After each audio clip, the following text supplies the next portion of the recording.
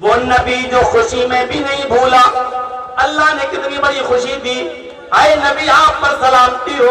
اللہ کے نبی کہتے ہیں نہیں نہیں، صرف میرے اوپر نہیں، اللہ ہمارے اوپر بھی اور ہمارے امتیوں پر، تیرے نیک بندوں پر خوشی میں نہیں بھولے.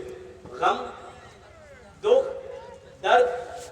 فرمایا اللہ کے نبی صلی اللہ علیہ وسلم نے، اور اس حدیث کی راوی حضرت عائشہ صدیقہ ہے. اے ہے بیوی سے زیادہ کون بتائے گا گھر کیا. کہہ رہی ہے کہ اللہ کے نبی صلی اللہ علیہ وسلم کے پاس ایک فرشتہ آیا اور کہنے لگا اے محمد صلی اللہ علیہ وسلم، اللہ نے حکم دیا ہے اور کہا ہے کہ آپ نے میرے نبی سے کہہ دو دنیا میں ایک دعا تمہاری ایسی ہے جو ضرور سنوں گا. مانگو کیا مانگتے ہو، ایک چیز ہر حال میں قبول کروں گا، تمہاری ایک دعا. اللہ نے یہ دعا سب کو دی ہے، جتنے نبی دنیا میں آئے اللہ نے کہا ایک دعا ہم تمہاری ضرور سنیں گے. ساری سنیں نہ سنیں لیکن ایک ضرور سنیں گے. بولو. سارے نبیوں نے جلدی کی، دنیا ہی میں مانگ لیا مجھے یہ دے مجھے یہ دے، اللہ نے دے دیا. وہ ایک دعا سن لی، اللہ نے دے دیا. نبی کے پاس فرشتہ آیا، آپ کیا مانگتے ہیں؟ اللہ کے نبی کہتے ہیں فَتَبَعْتُ دَعْوَتِي، میں نے اپنی دعا کو چھپا لیا. سن رہے ہیں؟ میں نے اپنی دعا کو چھپا لیا. حضرت عائشہ کہتی ہے میں نے کہا اللہ کے رسول 2 مہینے گھر میں چولہا نہیں جلتا، آج اللہ تعالیٰ سے سونا مانگ لو، چاندی مانگ لو، آج اللہ تعالیٰ سے رزق کے انبار مانگ لو، کم سے کم دنیا بھی زندگی تو عیش و آرام سے گزر جائے گی. فرمایا نہیں عائشہ، میں تو چاہتا ہوں دنیا میں جب تک زندہ رہوں مسکین بن کر رہوں. جب میں اس دنیا سے اٹھوں تو حالت مسکینی میں اٹھوں، اور جب قیامت کے دن مجھے اٹھایا جائے تو میرا حشر مسکینوں میں کیا جائے. میں نہیں چاہتا ہوں کہ میرے پاس دولت کے انبار ہو. میں نے وہ دعا چھپا لی، میں نہیں مانگوں گا. اللہ کے نبی صلی اللہ علیہ وسلم نے پھر اس کا ذکر منبر کے اوپر کھڑے ہو کے کیا. کیا ہے میرے امت کے لوگوں صحابیوں، اللہ تعالیٰ نے مجھے ایک اختیاری دعا دی اور کہا کہ اختیار ہے مانگو، میں دوں گا تمہیں، لیکن میں آج نہیں مانگوں گا. میں نے اس دعا کو چھپا لیا. ایک دن حضرت عائشہ نے آخری ایام میں کہا تھا اے اللہ کے نبی ایک دعا آپ نے چھپائی ہے. آپ نے کہا ہاں. کہا کہ اس دعا کو آپ کب مانگیں گے؟ فرمایا یوم القیامہ، اللہ تعالیٰ کے سامنے قیامت کے دن مانگیں گے. کہا کہ کیا مانگیں گے؟ دنیا میں اختیار دے اللہ. کہا عائشہ تم نہیں جانتی ہو کہ میرا رب کتنا مہربان ہے. اس نے کہا ایک دعا کا اختیار ہے. اس نے یہ نہیں کہا دنیا ہی میں، اس نے کہا ایک دعا تم کبھی بھی مانگو ہم تمہاری سنیں گے. ہم دنیا ہی میں مانگ کب رہے، ہم تو آخرت میں مانگیں گے. فرمایا اللہ کے نبی پتہ نہیں کب کون اس دنیا سے چلا جائے، کم سے کم مجھے تو بتا دو کہ وہ دعا کیا ہے جو قیامت کے دن آپ مانگیں گے اللہ سے. فرمایا عائشہ جب میری امت پریشان ہوگی، نفسا نفسی کا عذاب ہوگا، جہنم کے دروازے پہ کھڑی ہوگی، سارے انبیاء سفارش سے منع کر دیں گے، میری امت کے لوگوں کے لیے جہنم میں بھیجنے کا پروانہ جاری ہو جائے گا. اس وقت میں سجدے میں گر جاؤں گا، کہوں گا اللہ ایک دعا میری باقی ہے جس کا اختیار ہے مجھے. تو نے کہا تھا مانگو، میں نے نہیں مانگی. اللہم اشفِ امتی، اللہ میری دعا ہی ہے کہ آج میری امت کو بخش دے، اللہ میری امت کو بخش دے، اللہ میری امت کو بخش دے. میرے بھائیو یہ نبی کا وہ حال ہے جو دکھ اور غم میں بھی اپنی امت کو بھول نہیں رہا ہے. سچا ہمدرد وہ ہوتا ہے جو خوشیوں میں بھی تمہیں یاد رکھے، اور سچا دوست وہ ہوتا ہے جو دکھ کی گھڑی میں بھی تم کو نہیں بھولے. اور دکھ کی گھڑی میں اگر کوئی نہیں بھول رہا ہے تو وہ ہے جناب محمد رسول اللہ صلی اللہ علیہ وسلم. آج اس نبی کی سنتوں کے ساتھ ہم نے مذاق کیا ہے. آج شادیوں میں مذاق، نمازوں میں مذاق، روزوں میں مذاق. اور دیکھ لو آج ہمارا بیٹا اگر 8 سال کی عمر میں پہلا روزہ رکھ لے تو دیکھو کیسا مذاق ہوتا ہے یوٹیوب پر، کیسے فوٹو اس کے کھینچے جاتے ہیں، کیسے اس کے گلے میں ہاتھ ڈال کر نمائش کی جاتی ہے کہ دیکھو آج میرے بیٹی نے پہلا روزہ رکھا ہے. ارے اللہ کے بندو، یہ تو اللہ کے رسول نے پہلے ہی کہا تھا کہ جب تمہارا بچہ 7 سال کا ہو جائے تو نماز کا حکم دو، اور 10 سال کا ہو جائے نماز نہ پڑھے تو مارو. نمائش کرتے ہیں اس کی. یہی سے اس بچے کے دل کے اندر یہ پیدا ہوتا ہے اور تکبر آتا ہے اور پھر دکھاوے کا شوق پیدا ہوتا ہے. یہ کیا ہے؟ قربانی کا بکرا لا رہے تو اس کا فوٹو شیئر کر رہے، دیکھو لائے، اب کمنٹ ہو رہا کتنے کا لائے، 20,000 کا. अब हमारा विरोधी का 20 करा और 25 करा, अब दिखावा चल रहा है। रोजा इफ्तार करा रहे हैं तो उसका फोटो खींच के शेयर कर रहे हैं, देखो हमने आज 50 लोगों को रोजा इफ्तार कराया। क्यों अपनी इबादतों को बेकार करें? खुलूस कहां चला गया? वो हजरत उमर फारूक जो रात की तारीकी में बूढ़ी औरत की खिदमत करते थे, जंगल में जाया करते थे, जंगल में, और देखा हजरत तुफैल दौसी ने पीछा करना शुरू कर दिया। रात में कहां जाते हैं? पता चला कि झोपड़ी में घुस गए जंगल। काफी देर के बाद निकले, पीछा कर रहे, देखे कहां जा रहे हैं? दरबारे खिलाफत में, हजरत तुफैल दौसी झोपड़ी में। यहाँ क्या कर रहे थे? और देखे क्या देखते, एक जगह चिराग जल रहा है, बूढ़ी औरत बैठी है, आंखों से अंधी है, मुंह में दांत नहीं है, पैरों से लंगड़ी, हाथों से कोड़ी है। पूछा, माँ ये कौन था जो आया था तुम्हारे पास? कहा, पता नहीं बेटा, ये तो रोज आता है हमारे पास, ये तो रोज आता है हमारे पास। इसी रात में? हाँ बेटा इसी रात में। कौन था? कहा मुझे नहीं मालूम बेटा, ये तो 4 साल से आके मेरी खिदमत करता है। क्या करता है माँ? ये कहा बेटा ये आता है, मैं उठ नहीं पाती हूँ, इसी चटाई पर पेशाब और लैट्रिन कर देती हूँ। ये आता है तो सबसे पहले मेरी चटाई से मेरी गंदगी को साफ कर, ये आता है मेरे कपड़े धुलता है, ये आता है खाना बनाता है, ये आता है मुझे अपने हाथ से खिलाता है, और उसके बाद यहाँ से जाता है मेरे कपड़े अपने धुलने। हजरत तुफैल ने कहा, माँ जानती हो कौन था?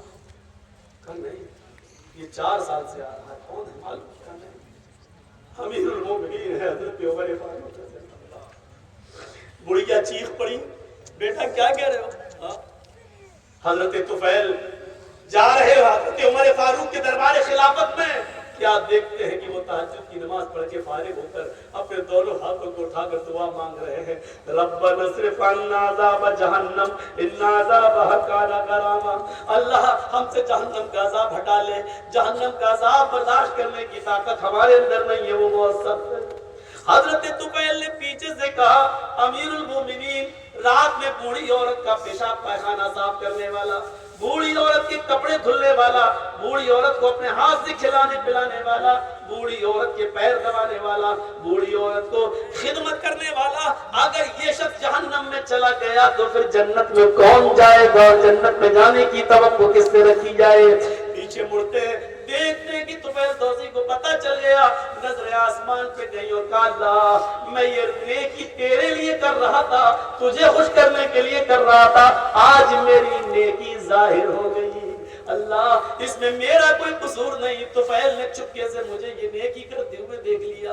ऐ अल्लाह मेरे इस अमल को रिया और नमूद में मत लिख देना, ईमानदारी के साथ बताइए। हजरत उमर अफसोस कर रहे हैं, आज मेरी ये नेकी आज तुफैल को पता चल गई, अल्लाह मैंने जानबूझकर नहीं दिखाई। ऐ व्हाट्सएप पर इफ्तार के नेमतों को शेयर करने वालों, कुर्बानी के बकरों की पोस्ट डालने वालों, गोश्त बांटते हुए गरीबों में उसकी पोस्ट शेयर करने वालों, जरा तसव्वुर करो कि हमारी इबादतों का हाल क्या है। हर चीज में नुमाइश, हर चीज में दिखावा, हर चीज के अंदर दिखावा। हम क्या करेंगे? नेकियां, किसी को कुछ देते भी हो तो उसका भी फोटो डाल देते हो। लॉकडाउन के अंदर अगर किसी घर पे अनाज और गल्ला पहुंचाने गए हो तो उसका भी फोटो लेकर तुम्हें डाला है। वो बेचारा नहीं चाहता कि हमारी शक्ल दूसरों के सामने आए, लेकिन बेगैरतों ने उसको मदद तो की, लेकिन उसको नंगा कर दिया कि उसके घर में खाने पीने के लिए कुछ नहीं। तुम समझते हो ये नेकी का काम है? नेकी का काम तो वो था कि हजरत उमर फारूक रात की तारीकी में जा रहे हैं और एक बूढ़ा मजूसी, मुसलमान भी नहीं था, एक बूढ़ा आदमी वहीं बैठा रो रहा है। बूढ़ा नहीं, एक आदमी था, वो बाहर बैठ के रो रहा है। हजरत उमर उसके पास बैठ गए। क्या हुआ? उसने देख के कहा, जा यार तू और मेरा दिमाग खराब करने आ गया। अरे जा यार मैं परेशान हूं, तू और परेशान करने आ गया। कैसे रहते थे कि पता नहीं चलता था कि अमीरुल मोमिनीन है। क्या हुलिया होता होगा। यहाँ तो सूट बूट से पहचान लिए जाते हैं कि ये कौन है। उसने कहा जाओ यार, अरे बताओ ना क्या परेशानी है, हम तुम्हारी कुछ मदद कर सकते हैं। अरे तुम क्या मेरी मदद करोगे, जाओ ना यार यहाँ से। हजरत उमर वहीं बैठ गए, ठीक है कुछ बताओ शायद। ہم تمہاری کچھ ہیلپ کر سکیں اور نہیں کر سکیں تو مجھے اپنا بھائی سمجھ کر اپنا دکھ ہلکا کر لو. ایک دوسرے کو پریشانیاں بتانے سے کچھ بوجھ ہلکا ہو جاتا ہے. اس نے سوچا ہاں یار بات تو صحیح ہے. کہنے لگا سنو یار اب سنو, اور جس کو جانا ہو بلا تکلف ابھی اٹھ کے چلا جائے. جاؤ, جس کو اگر پیشاب لگ رہا ہے تو اٹھ کے چلا جائے اور پھر یہاں نہ آنا. جاؤ نا, آپ دیکھ کیا رہے ہو ہم کو, ہمیں دیکھنے سے تمہارا نکاح اور ٹوٹ جائے گا. جاؤ یہاں سے, جس کو بھی جانا ہو بھی چلا جاؤ یہاں سے. بس بزرگ کو بوڑھے لوگ نہ اٹھیں.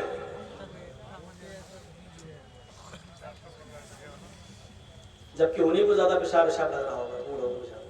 جاؤ جا کے اٹھو, جاؤ بھائی, بہت بڑا احسان ہوگا تمہارا ہمارے اوپر. جاؤ جلدی. اور وہ ہے جو فلموں میں 3-3 گھنٹے بیٹھ جاتی ہے, یہاں 1.5 گھنٹہ بیٹھنے میں نانی مر رہی. حضرت عمر فاروق نے کہا بتاؤ, وہ نہیں جانتا یہ کون ہے. کہنے لگا اچھا دم تو ہلکا ہوتا ہے. کہنے لگا ارے یار کیا بتاؤں. ارے بتاؤ. کہا بڑی دکھ کی بات ہے, اور یہ واقعہ سن لیجیے گا, بہت اندر سے جھنجھوڑ دے گا. کہا کہ میری بیوی بہت خوبصورت ہے. اسی آس پاس کے علاقے کا کوئی آدمی آتا ہے رات کے اندر اور مجھے میری جھونپڑی سے کان پکڑ کے باہر نکال دیتا ہے, اور میری بیوی کے ساتھ وہ منہ کالا کرتا ہے. میں کچھ نہیں کر پاتا ہوں, میں کمزور ہوں,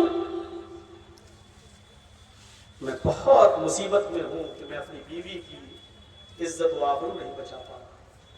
اس نے کہا کہ وہ آج آیا تھا. ہاں آیا تھا, مجھے کان پکڑ کے نکال دیا اور سب کچھ کر کے چلا گیا. کہا حضرت عمر نے اب وہ کب آئے گا. کہا ایک دن چھوڑ کے آتا ہے, کل نہیں آئے گا پرسوں آئے گا. وقت کیا ہے. کہا یہی کچھ وقت ہے, اس سے پہلے آ جائے.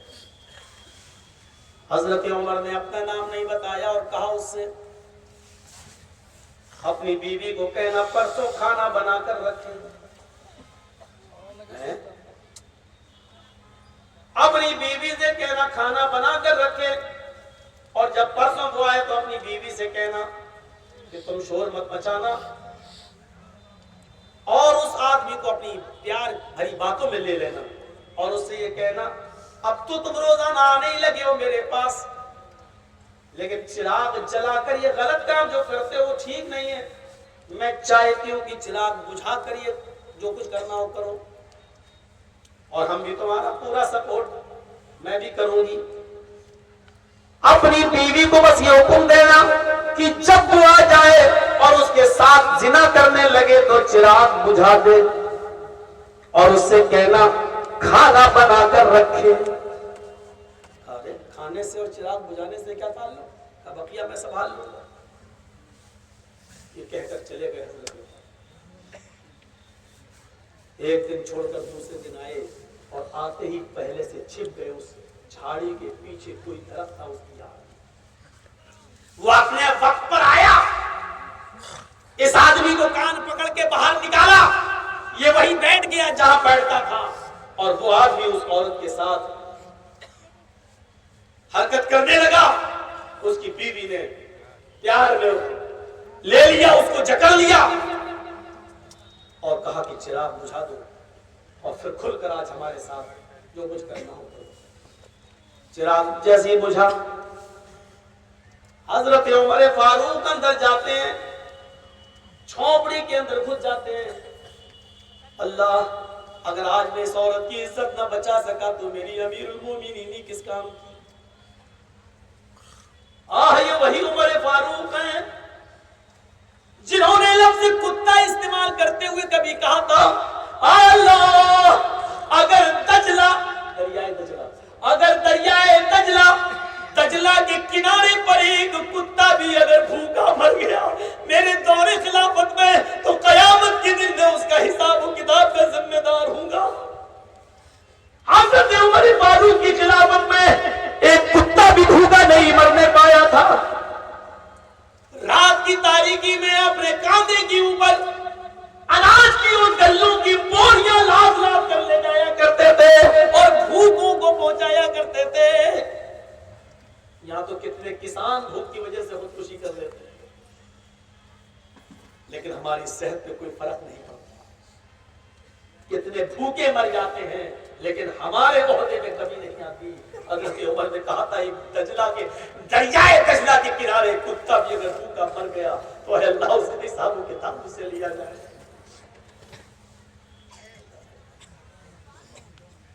حضرت عمر گھس گئے، اس نے سمجھا کہ یہ اس کا شوہر چلا ہے، کہا رے اتنی جلدی کیوں آ گئے ہو، آگو یہاں سے، ابھی تو کچھ میں نے شروع ہی نہیں کیا اور تم آ گئے یہاں سے، آگو یہاں سے۔ حضرت عمر فاروق یہی آواز اس کے منہ سے نکلوانا چاہتے تھے کیونکہ اندھیرے میں دکھ نہیں رہا تھا کہ عورت تمہارے مرد کون۔ جیسی اس نے یہ جملہ کہا حضرت عمر فاروق اس کے اوپر جھپٹے، اس کے بال پکڑ لیے، اب بال لمبے تھے، پھر کنفیوز ہو گئے کہ یہ کہیں عورت کے تو ہاتھ نہیں ہے، اس کو موڑنے لگے، وہ کہتا ہے کون کیا کر رہا، سمجھ گئے کہ وہی آدمی ہے، سمجھ گئے کہ یہی آدمی ہے، اپنی تلوار لی اور ایک تلوار اس کی گردن پہ ماری، گردن عمر کے ہاتھ میں، باڈی نیچے سڑکنے لگا۔ حضرت عمر نے کہا بہن جلدی سے چراغ جلاؤ، جیسی چراغ جلایا گیا، گردن دیکھی، باڈی دیکھی، کہا الحمدللہ رب العالمین، میری بہن جلدی سے کھانا لگاؤ۔ حضرت عمر اسی باڈی کے قریب بیٹھ کر کھانا کھا رہے ہیں، پیٹ بھر کے کھانا کھا رہے ہیں، ڈیڈ باڈی کے پاس بیٹھ کے کھانا کھانا بہت جلدی کسی کی ہمت نہیں۔ حضرت عمر فاروق نے کہا جب گھر سے نکلنے لگے تو گھر کا مالک کہتا ہے وہی آدمی، اے بھیا کہاں جا رہے ہو؟ کہا کیوں؟ کہ یہ آدمی مرا یہاں پڑا ہے، اگر عمر کی پولیس کو پتہ چل گیا تو کہے گی کہ ہم ہی نے مارا ہے، اس کے جرم میں ہم کو قتل کیا جائے گا، باڈی میرے گھر میں، یہ تم نے کون سی مصیبت کھڑی کر دی میرے پاس؟ حضرت عمر فاروق نے کہا ڈرنے کی ضرورت نہیں، میں ہی امیر المومنین ہوں، میں ہی خادم ہوں اور میں نے اس کو مارا ہے، تمہیں اس باڈی کو ہاتھ لگانے کی ضرورت نہیں ہے، میرے ہی آدمی آئیں گے، اس ڈیڈ باڈی کو اٹھا کر لے جائیں گے اور اس کے گھر والوں کے حوالے کر دیں گے۔ اس نے کہا آپ امیر المومنین ہیں، سوری پرسوں کے لیے معاف کر دیجئے مجھے، میں نے آپ کو کہا جا جا آ گیا ہے، میں تو ویسے ہی پریشان ہوں، پریشان کرنے آ گیا۔ کہا کوئی بات نہیں۔ کہا امیر المومنین دو تین سوال کے کیا جواب دے دیں گے؟ ہاں بولو کیا ہے؟ امیر المومنین آپ نے یہ کیوں کہا تھا کھانا پکا کر رکھنا، کھانے سے اس کا کیا تعلق تھا؟ دوسری بات یہ کہ جب آپ نے اس کو قتل کر دیا اور اس کی گردن دیکھی تو آپ نے الحمدللہ رب العالمین کیوں پڑھا؟ الحمدللہ کی جگہ انا للہ، کسی کی موت پر تو انا للہ پڑھا جاتا ہے لیکن آپ نے الحمدللہ پڑھا۔ اور آپ نے یہ کیوں کہا کہ جب تم زنا کے لیے وہ تیار ہو جائے تو چراغ بجھا دینا، جبکہ چراغ بجھ گیا تھا، اندھیرے میں تو میری بیوی بھی ماری جا سکتی تھی۔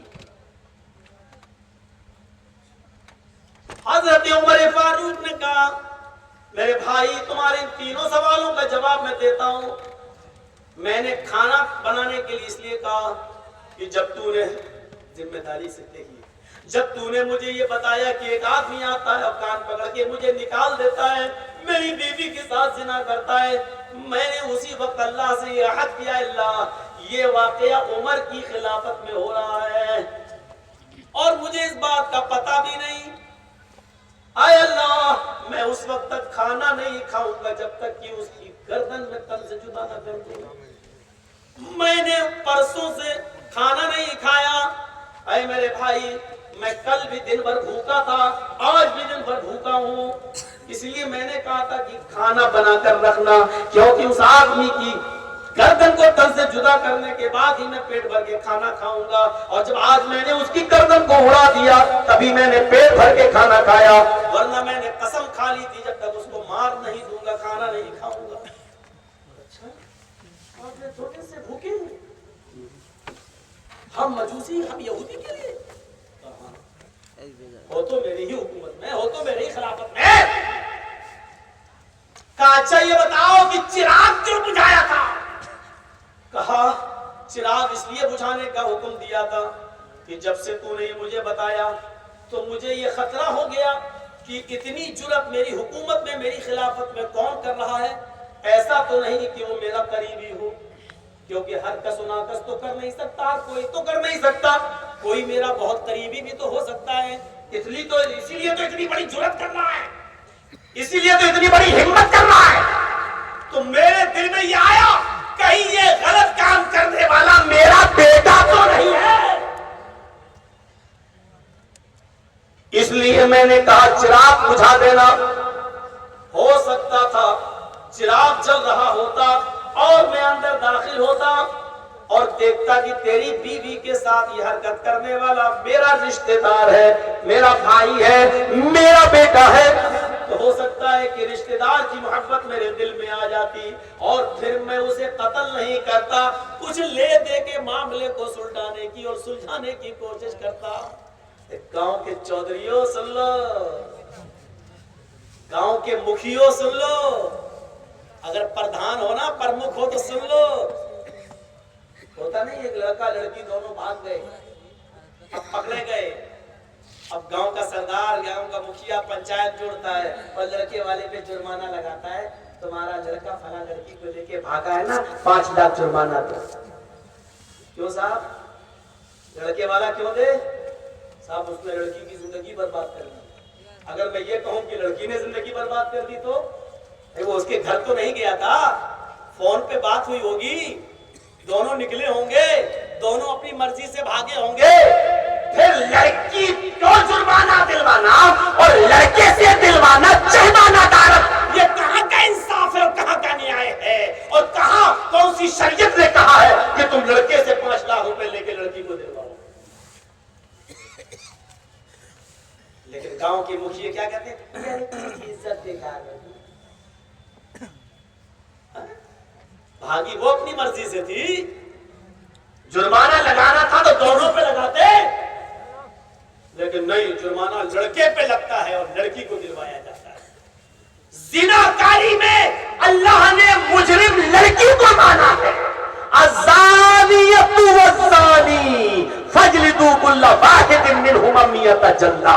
اللہ نے پہلے مرد کا نام نہیں لیا, پہلے عورت کا نام لیا. زنا کرنے والی عورت اور زنا کرنے والے مرد دونوں کو فاجلدوا کل واحد منہما 100 جلدہ, 100 کوڑے مارو. اللہ نے یہ نہیں کہا لڑکے کو مارو لڑکی کو نہیں, کیونکہ لڑکے نے لڑکی کی عزت خراب کر دی. اسلام کہتا ہے, شریعت کہتی ہے کہ دونوں کو کوڑے مارو, لڑکے کو بھی اور لڑکی کو بھی. ہاں, اللہ کے نبی نے اس کی تشریح کی ہے, اگر دونوں شادی شدہ ہیں تو کوڑوں سے کام نہیں چلے گا, دونوں کو پتھروں سے مار مار کے ختم کر دیا جائے گا. اگر دونوں کنوارے ہیں تو دونوں کو 100 کوڑے مارے جائیں گے, اور ایک شادی شدہ ہے کنوارا تو جو شادی شدہ ہے اس کو پتھروں سے مار مار کے ختم کر دیا جائے گا, اور جو کنوارا ہے اس کو 100 کوڑے مار کر 1 سال کے لیے شہر سے الگ دوسرے کسی شہر میں بھیج دیا جائے گا. میرے پیارے ساتھیوں, یہ شریعت نے قانون بنایا ہے, لڑکے اور لڑکی دونوں کو سزا سنائی ہے. یہ گاؤں کا سرپنچ ہے, یہ گاؤں کا مکھیا ہے, یہ گاؤں کا سردار ہے جو جرمانہ لڑکے والوں سے لے کے لڑکی والے کو دلاتا ہے. یہاں فیصلہ تو کر دیا, قیامت کے دن ان مکھیوں کی اور سرداروں کی گردنیں پکڑ کے سب سے پہلے جہنم میں لٹکایا جائے. آئے تھے بڑا فیصلہ کرنے والے, یہ تھے فیصلہ کرنے والے, یہ فیصلہ کیا تم نے, اتنا گھناؤنا فیصلہ.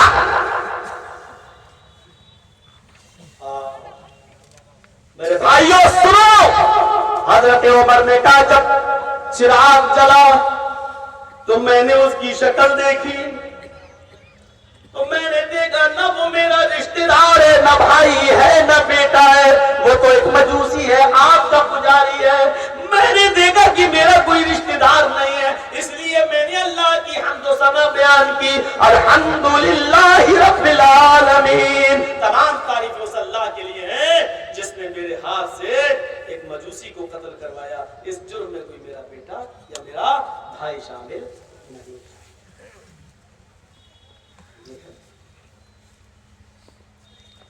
آپ اندازہ لگائیے, چراغ اس لیے بجھانے کا حکم دیا کہ چراغ کی روشنی میں کہیں میرا رشتہ دار نہ لگ جائے, اور رشتہ دار अगर निकल गया तो ऐसा ना हो कि ले दे के मामला बनाने की कोशिश की जाए। और अल्हम्दुलिल्लाह रब्बिल आलमीन इसलिए पढ़ा कि अल्हम्दुलिल्लाह मेरा कोई रिश्तेदार नहीं, अल्लाह की तारीफ में एक आदमी भी ऐसा नहीं था जिसकी बीवी की, जिसकी बहन की, बेटी की इज्जत व आबरू पर कोई उंगली उठा।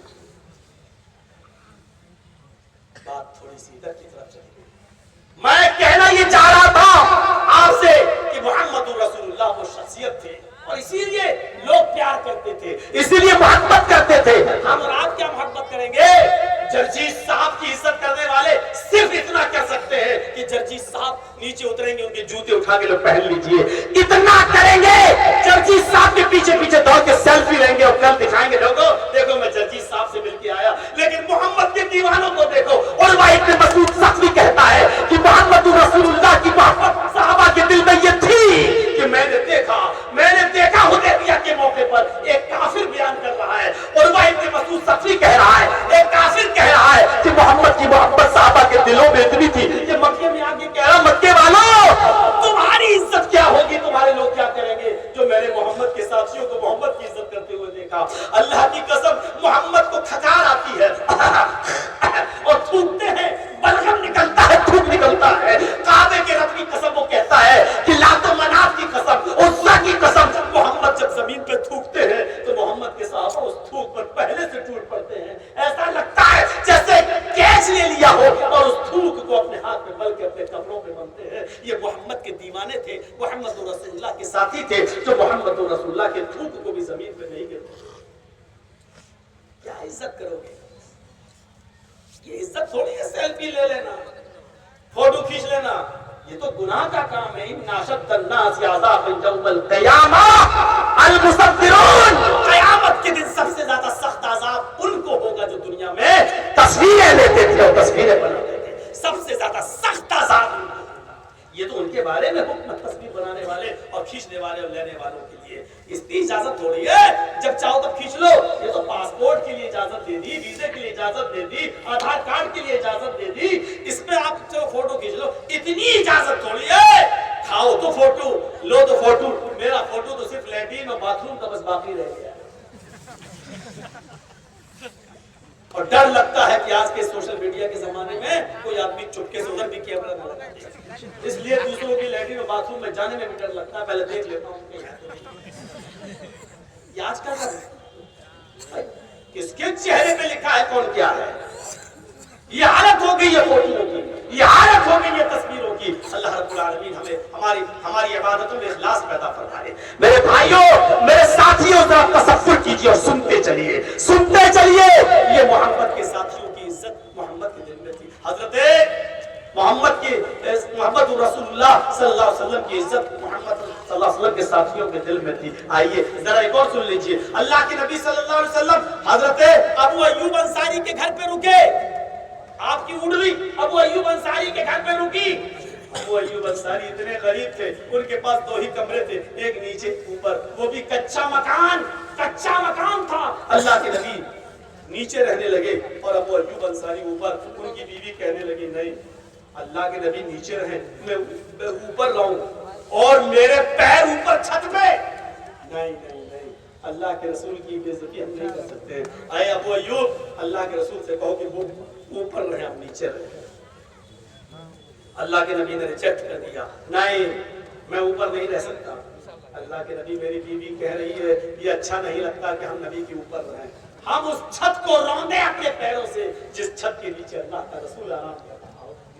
फरमाया नहीं अबू अय्यूब, ऐसी बात है कि हमारे साथ मिलने वाले लोग आते हैं, लोग मिलने आएंगे, मुलाकात करने आएंगे, आप बार बार वो हमसे ऊपर मिलने जाएं और यहाँ बार बार तुम्हारी बीवी पर्दा करे, ये अच्छी बात नहीं है। इसलिए अपनी बीवी और तुम ऊपर रहो, मैं नीचे रहता हूँ। आपने कहा करें, इसमें कोई बेइज्जती की बात नहीं है। पहला दिन है, गुजर गया, रात आई, नबी नीचे सो रहे हैं, रात आई, मोहम्मद नीचे सो रहे हैं सल्लल्लाहु अलैहि वसल्लम, रात आई, नबी आराम से नीचे लेटे हुए हैं और उसी रात में बारिश हो रही है, सर्दियों की रात है, ठंड है। हजरत अबू अय्यूब अंसारी, उम्मे अय्यूब दोनों एक ही लिहाफ, एक ही रजाई ओढ़े हुए हैं और बारिश आ रही है और बारिश से पानी जमीन पर टपक रहा है ऊपर छत पर। अब छत कमजोर है, इस چھت سے پانی کہیں نیچے نہ گرنے لگے اور محمد رسول اللہ کے اوپر نہ گر جائے۔ ابو ایوب انصاری نے اور حضرت ام ایوب نے اپنے اوپر سردیوں کے دنوں میں اوڑھی ہوئی اس رجائی کو، اوڑھی ہوئی اس لحاف کو لے جا کر اسی پانی کے اوپر ڈال دیا اور چھت پہ گرے ہوئے پانی کو اس میں سکھا لیا، نیچے نہیں گرنے دیا، اور رات بھر سردی میں ٹھٹرتے رہے۔ اللہ تعالیٰ نے جبرائیل کو بھیج کر نبی کو بتا دیا کہ آج ابو ایوب انصاری نے محبت میں یہ قدم اٹھایا ہے کہ رات بھر سگڑتے رہے، رات بھر ٹھنڈی میں سگڑتے رہے، لیکن آپ کے لیے انہوں نے پانی نہ گرے، لحاف تک ڈال دیا اس پانی کے اوپر۔ یہ محبت تھی، کیسی دیوانگی تھی۔ اب سنیے، اتنا سب کچھ ہو جانے کے بعد، اتنا لمبا گزر جانے کے بعد اب میں آتا ہوں پھر اپنی بات پر، وہیں جہاں سے شروع کیا تھا میں نے۔ کون کہتا ہے اے محمد صلی اللہ علیہ وسلم آپ کے انتقال کے بعد آپ کا نام و نشان مٹ جائے گا، آپ کا نام ختم ہو جائے گا، یہ دین مٹ جائے گا۔ ہم نے آپ کو خیر کثیر سے نوازا ہے، ہم نے آپ کو بہت سی بھلائیوں سے نوازا ہے۔ جب تک نماز پڑھی جائے گی آپ کا نام لیا جائے گا، اذان دی جائے گی آپ کا نام لیا جائے گا، اذان کے بعد کی دعا میں آپ کا نام لیا جائے گا۔ کون کہتا ہے کہ آپ کے انتقال کے بعد آپ کا نام مٹ جائے گا؟ وَرَفَعْنَا لَكَ ذِكْرَكَ، ہم نے آپ کے لیے آپ کے نام کو دنیا والوں کے لیے بلند کر دیا ہے، آپ کے ذکر کو بلند کر دیا ہے۔ اللہ نے نبی کی پوری زندگی کو ہمارے لیے آئیڈیل بنا دیا۔ یہ کیا بھلائی نہیں ہے؟ یہ کیا خوبی نہیں ہے؟ فرمایا اللہ تبارک و تعالی نے قرآن کریم کے اندر لقد کان لکم فی رسول اللہ اسوۃ حسنہ، تمہارے لیے محمد رسول اللہ کی زندگی بہترین نمونہ ہے۔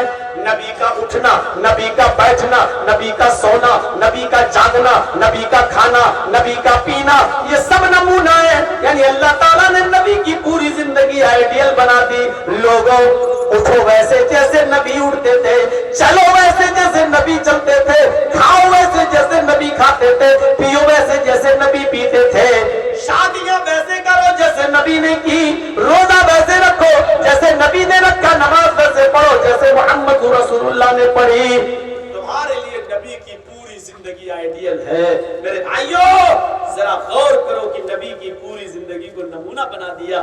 اے نبی کون کہتا ہے آپ کے انتقال کے بعد آپ کا نام و نشان مٹ جائے گا، آپ کا اٹھنا بیٹھنا نمونہ، آپ کا چلنا پھرنا نمونہ، آپ کی نماز آپ کے روزے آئیڈیل اور نمونہ۔ کون کہتا ہے آپ کے انتقال کے بعد آپ کا نام و نشان مٹ جائے گا؟ ہم نے معراج کی دولت سے آپ کو مالا مال کیا، ہم نے آپ کو معراج کی دولت سے مالا مال کیا، ہم آپ کو ساتوں آسمان گھمایا، جنت دکھائی، جہنم دکھایا۔ کون کہتا ہے کہ ہم نے یہ بھلائی آپ کو نہیں دی؟ کیا اس خوبی سے ہم نے آپ کو نہیں نوازا؟ کون کہتا ہے آپ کا نام و نشان مٹ جائے گا؟ ہم نے حوض کوثر سے نبی کو نوازا، قیامت کا دن ہوگا، میدان محشر لگا ہوگا، لوگ پیاسے ہوں گے، پانی کی طلب چیخ رہے ہوں گے، پانی پانی چلا رہے ہوں گے۔ اللہ کے نبی فرماتے میں تمہارا حوض کوثر پر میرے کار بہوں گا، انی فرطکم علی الحوض، میں حوض پر بیٹھ کر تمہیں پانی پلاؤں گا۔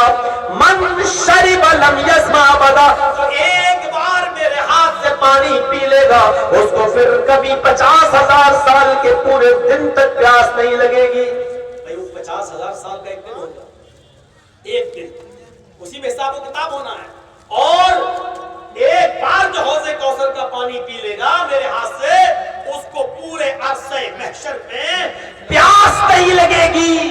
اللہ کے نبی فرماتے ہیں قیامت کے دن لوگ آئیں گے میرے ہاتھوں سے پانی پیتے جائیں گے، وہ پانی جو دودھ سے زیادہ سفید ہوگا، برف سے زیادہ ٹھنڈا ہوگا، شہد سے زیادہ میٹھا ہوگا، ایک بار جو اس پانی کو پی لے گا پھر زندگی بھر یعنی پورے 50,000 سال کے دن تک اس کو پیاس نہیں لگے گی۔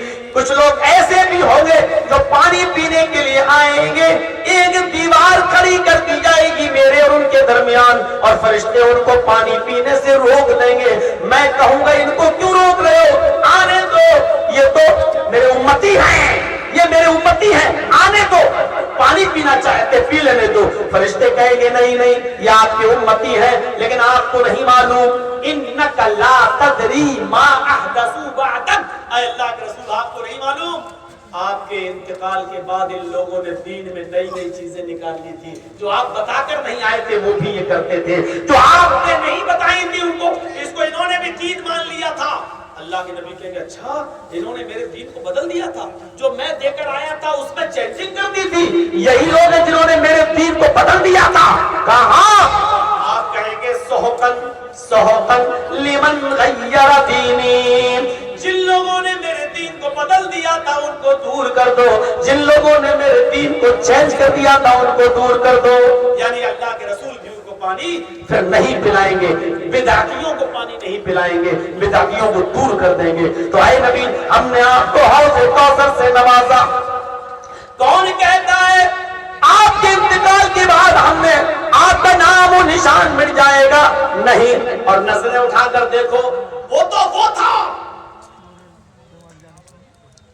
نماز پڑھا رہا ہے بیت المقدس کی طرف چہرہ ہے اور پہلے قبلے کی طرف چہرہ ہوتا تھا اس سے پہلے بیت المقدس قبلہ تھا. اللہ کے رسول مدینے میں اپنے منیال اور منیال جب گئے تو 16 یا 17 مہینے تک اللہ کے رسول نے جو نماز پڑھائی وہ بیت المقدس کی طرف چہرہ کر کے نماز پڑھائی.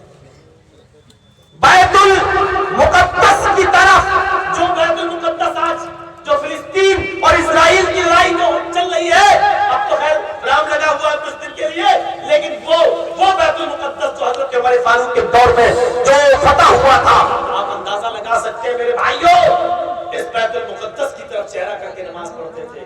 اللہ کے نبی نماز پڑھا رہے ہیں اور اسی میں خیال آتا ہے اے اللہ کاش میرے لیے قبلہ بدل جاتا میری امت کے لیے قبلہ بدل دیتا اور خانہ کعبہ کو قبلہ بدل کر دیتا.